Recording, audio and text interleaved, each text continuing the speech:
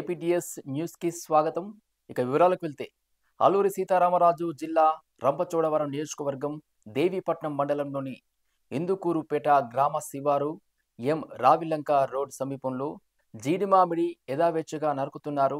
అయితే జీడిమామిడి ముక్కలైతే అటవీ అధికారులు పట్టించుకోరని, కావున మైదాన ప్రాంతాలకు తోలుకుని వచ్చిన నేపథ్యంలో స్మగ్లర్లు జీడిమామిడి ముక్కలతో కలిపి మారుజాతి ముక్కలని జీడిమామిడి ముక్కలలో కలిపి గత కొన్ని ఏళ్లుగా అక్రమ కలపను రవాణా చేస్తూనే ఉన్నారు. అయితే ఈ నేపథ్యంలో భాగంగా ఈరోజు ఈ జీడి మామిడి కలపలో మామిడి ముక్కలు కలిపి రావిలంక గ్రామ సమీపాన రోడ్డుపైకి తరలించి అక్కడి నుంచి పెద్ద వాహనాలపై పట్టపగలే ఆర్ఎన్బి రహదారిపై సిద్ధంగా ఉంచి అక్కడి నుంచి గోరవరం వైపు తరలిస్తున్నారు. అధికారులు మామూలు మత్తు వదిలి అక్రమ కలపపై దాడి చేసి అడవి తల్లిని కాకుండా నీడనిచ్చే పెద్ద పెద్ద వృక్షాలను కూడా కాపాడాలని గ్రామస్తులు కోరుతున్నారు.